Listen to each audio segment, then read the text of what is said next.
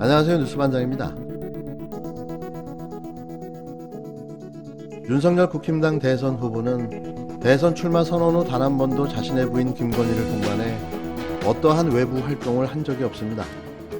그나마 자신의 의혹 제기에 광분한 김건희가 뉴스버스와의 인터뷰를 하는 통에 그의 목소리가 처음으로 공개됐는데요.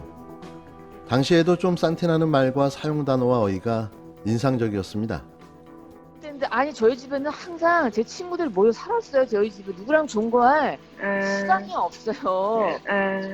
예? 어떻게 누구랑 동거랍니까? 근데 순위보다 제가 또 검사랑 동거했대는데 아니 그 검사는 바보입니까? 우리나라 검사 이 공무원 사회가 얼마나 무서운데 일중독인 사람이에요. 예, 저는 그래서 예, 석사도 2개나 받고 박사까지 받고 대학 강의 나가고 또 제가 사업하느라고 정말 줄일을 하고 싶어도 제가 시간이 없어요. 시간이. 네네네. 정말 미안한 얘기지만 시간이 없어요. 네네. 그래서 그거는 그러면 제가 줄리였으면 제가 거기서 일했던 줄리를 아마 기억하는 분이나 저를 보셨다고 하는 분이 아마 나올 거예요. 제가 그랬다면. 네네. 근데 안 나올 거예요. 아마 제가 그런 적이 없기 때문에. 그래서 저는 그거는 이제 시간이 지나면 예, 모든 거는 아마 가려지게 돼 있어요. 지금 이거는 완전 진영 공개, 이거는 완전 누가 소설을 쓴 거예요. 그냥 소설. 네네.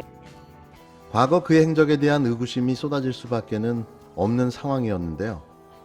화류계에서 일했다거나 또 여러 명의 남성을 만나는 등의 남성 편력이 있었다고 하는 의문 제기는 끝없이 이어졌는데요. 그래서 결국 줄리 미스테리라는 말까지 탄생하게 됐습니다. 그리고 저희는 계속 물었죠. 줄리는 누구입니까? 줄리는 누구인가요? 그런 여러 의혹과 의심이 제기되면서 엉뚱하게도 또 다른 범죄 사실까지 드러나고 말았는데요. 허위 학력 위조, 논문 표절, 주가 조작 등 자신과 자신의 어머니인 최은순까지 연루된 각종 비리가 터져나오기 시작했습니다. 이는 거의 사실로 확인된 범죄들로 왜 그가 잡혀 들어가지 않는가 하는 의문이 들 정도였는데요. 이런 그가 당연히 대선 주자인 남편 윤석열 후보 옆에 설 수 없다고 생각했습니다. 하지만 그건 또 하나의 잘못된 생각이었는데요. 김건희가 윤석열 후보와 함께 못하는 진짜 이유가 뭔지 밝혀졌습니다. 부인의 리스크가 너무 크기 때문에 특히 김건희 씨를 접해본 사람들이 김건희 씨의 말투나 또 사용하는 어휘, 구사하는 단어 이런 것들을 보면 너무 위험하다라고 이야기를 하고 있기 때문에 제가 보기에는 안 나타나지 않을까 그렇게 생각을 합니다. 김건희 씨를 앞에 내세워서 가져올 수 있는 피해보다는 오히려 등장시키지 않음으로 인해서 안게 된 감점 요인이 더 작기 때문에 리스크 관리 차원에서 저는 안 내보낼 거라고 생각을 합니다. 김건희 씨가 보이고 있는 모습들 그 자체가 그렇게 좋은 모습이 아니고 그리고 마이크가 주어졌을 때 어디서 어떻게 폭탄이 터질지 알 수가 없다. 그런 위험이 있다고 생각을 합니다. 마이크 앞에서 라이브로 쓰는 일은 없을 것이다. 네. 김의겸 열린민주당 의원이 24일 윤석열 국힘당 대선 후보 부인 김건희 씨에 대해 끝까지 공개석상에 안 나타날 거라고 생각한다고 말했는데요. 김 의원은 이날 TBS 라디오 김어준의 뉴스공장 인터뷰에서 김 씨 리스크가 너무 크기 때문이다. 특히 김 씨를 접해본 사람들이 김 씨 말투나 사용하는 어휘, 구사하는 단어가 너무 위험하다는 얘기를 한다며 이같이 말했습니다.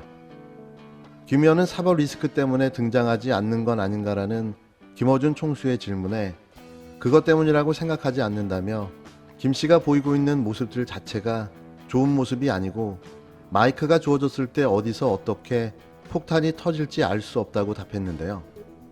김 의원은 원래 기자셨으니 취재를 해보신 것 같다는 김 총수의 물음에 그렇다고 답했습니다. 문재인 정부 청와대 대변인을 지낸 김 의원은 한겨레 신문 기자 출신인데요. 그의 기자 본능이 발휘된 듯 보입니다. 김 의원은 김 씨를 앞에 내세워서 가져올 수 있는 피해보다 오히려 등장하지 않고 앉게 되는 감점 요인이 더 작다며 이 때문에 리스크 관리 차원에서 김 씨를 전면에 안 내보낼 것이라고 말했는데요. 대선 후보의 배우자도 일정 정도 역할을 하면서 항상 뉴스에 포커스가 되는데 지금 윤석열 후보 경우는 배우자의 등장이 너무 없어서 유권자들이 보고 판단할 시간 자체가 너무 없다. 기회를 주지 않는 거 아니냐 이런 문제 제기가 있거든요. 네. 저는 끝까지 안 나타날 거라고 생각을 합니다. 설마 끝까지 안 나타날까요? 윤석열 후보도 처음에 먼저 어떤 식으로 대중들에게 모습을 보였냐 하면 어디를 다녀온 뒤에 그리고 사진 한 장과 몇 마디 한 내용들을 사후에 공개했듯이 저는 김건희 씨가 끝까지 안 나가되 혹시 불가피할 경우에는 그런 식으로 어디를 이제 봉사활동을 다녀왔다든지 한 뒤에 사진 한 컷과 봉사활동 현장에서 한 몇 마디 이야기 이런 정도를 추후에 공개하는 정도로 가지 않을까. 김 의원은 김 씨의 행보가 공개되더라도 제한적인 방식으로 이루어질 거라고 내다봤습니다. 김 의원은 불가피한 경우 봉사활동을 다녀왔든지 한 뒤에 사진 한 컷과 현장에서 한 몇 마디 이야기 정도를 사후에 공개하는 정도로 가지 않을까 한다고 말했는데요. 김 의원은 지금 이재명 후보와 김혜경 여사가 항상 같이 다니지 않나 다정한 모습으로 의도적으로 연출하고 있다고 생각한다며 윤 후보 부인과 더욱더 선명한 대비 효과를 보이고 있다고 말했습니다. 윤 후보가 지난 22일 TV조선이 주최한 포럼에서 프롬포터가 재생되지 않아 발표 무대 위에서 약 2분간 침묵한 것을 두고 김 의원은 대통령이 되려고 하는 분에게 있을 수 없는 일이라며 윤 후보의 민낯과 본질, 가지고 있는 역량의 한계를 보여줬다고 평가했는데요. 김 의원은 민주당을 조금 더 활력 있게 만들어 나가는 촉매제, 계기로 삼자는 데 대해 민주당과 크게 공감했다며 이재명 후보가 민주당의 이재명이 아니라 이재명의 민주당이라고 얘기했는데 그런 맥락 속에 통합 논의의 방향을 잡자고 뜻을 모았다고 말했습니다. 김의겸 의원의 말을 종합하면 20대 대통령 선거에 야당 대통령 후보로 나온 윤석열은 외로운 기러기 선거운동을 할 것으로 보여지는데요. 헌정사상 듣지도 보지도 못한 호래비 대통령 후보의 등장, 제 얼굴이 다 후끈거립니다.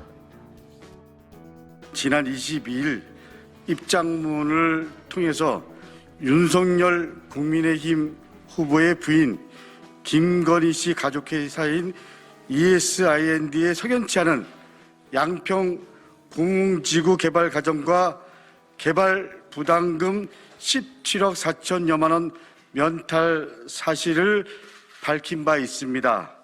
저는 오늘 새로운 사실 몇 가지를 추가 공개하면서 양평 공공지구 개발 특혜 비리가 가능했던 배경에 윤석열 후보자가 있었다는 합리적 의심이 들 수밖에 없는 사실을 밝히고자 이 자리에 섰습니다. 윤석열 국힘당 대선 후보의 장모 최은순 씨와 부인 김건희 씨가 각각 대표이사와 등기사로 재직했던 개발 시행사 ESIND에 대해서 국토교통부와 양평군이 뒤늦게 개발 부담금을 부과한 것으로 확인됐습니다. 양평 공공지구 주변 아파트들과 달리 ESIND가 시행했던 아파트는 개발 분담금을 한 푼도 내지 않았는데요. 관련 사실이 논란이 되자 뒤늦게 부담금 부과에 나선 겁니다. 국토부 직원이 양평군에 직접 전화를 걸어 구두로 개발 부담금을 부과하라고 했다는 주장도 나왔는데요. 이 느닷없는 뒷북은 뭘까요? 이제 와서 불법을 합법화하려는 시도로 보여집니다. 저희 의원실에서 확인한 결과 양평군은 지난 목요일 1억 8,700여만 원, 정확하게 말씀드리면 1억 8,768만 4,630원의 개발 부담금을 뒤늦게 최종 부과일이었던 2017년 6월로부터 4년 반이 지나서 부과하겠다고 통지한 것으로 드러났습니다. 불과 며칠 전까지도 이익이 남지 않아서 개발 부담금을 영원으로 깎아주는 특혜를 준 것이 아무런 문제가 없다는 입장이었는데 갑자기 공공지구 개발 사업에 지금껏 없던 이익이 새로 발생한 것인지 저는 도저히 이해할 수 없습니다. 다음으로 저희 의원실에 들어온 제보에 의하면 국토교통부는 윤석열 후보자 처가의 개발 부담금 면탈이 문제가 될 듯하자 지난주 목요일 전후 양평군의 유선으로 그야말로 공문 한 장도 보내지 않고 전화상으로 개발 부담금 부과를 지시하였다고 합니다. 4년이 지나서야 말입니다. 도대체 이런 들어본 바 없는 특혜 행정, 눈치 보기 행정의 배경에 어떤 힘이 존재하는 것입니까? 벌써부터 여론조사 1위 후보에게 줄서기를 하겠다는 것입니까? 아니면 그 당시에 검찰 권력의 중심부에 있었던 것이 이런 결과를 낳은 것입니까?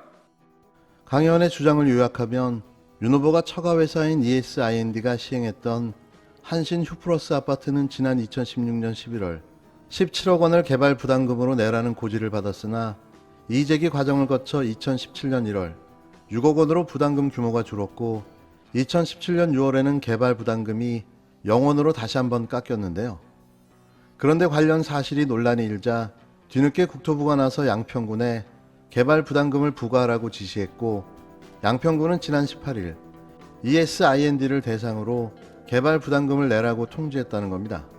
윤석열 처의 일가가 시행 분양한 이 아파트는 시행 과정부터 논란이 됐습니다. 특히 공기를 뒤늦게 사후 연장 승인했다는 점과 개발 부담금이 0원으로 책정됐다는 점에다 이날 강 의원이 주장한 사후 부담금 부과 등이 그 이유인데요. 이런 말도 안 되는 특혜가 연속해서 3번이나 일어나는 믿기 힘든 우연의 일치가 만들어진 거죠.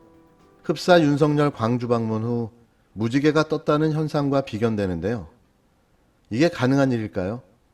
왜 윤석열 일가와 관련된 일에는 이런 기적 같은 일들이 벌어지는 걸까요? 전 그게 참 이상합니다. 만약 이러한 의혹이 사실로 확인된다면 윤석열 후보 일가는 영화보다 더 영화 같은 일을 벌인 가족 범죄 단이라는 소리를 듣게 될 것입니다. 그렇다면 윤석열 후보는 더 이상 대통령 후보가 아닌 가족 범죄단의 구성원으로서 준엄한 법의 심판을 받는 것이 우선이라고 생각합니다. 국민의힘이 이달 말 배우자 포럼을 발족시킨다는 소식이 전해졌습니다. 이에 맞춰 김건희 씨가 12월쯤 공개 활동에 나설 것이라는 전망도 나오고 있습니다. 수많은 의혹이 제기되고 있고 이에 대해 검찰이 수사를 진행하고 있음에도 불구하고 지지를 호소하는 공개 활동을 벌인다는 것은 뻔뻔함의 극치를 보여주는 것이 아닐까라는 생각이 듭니다.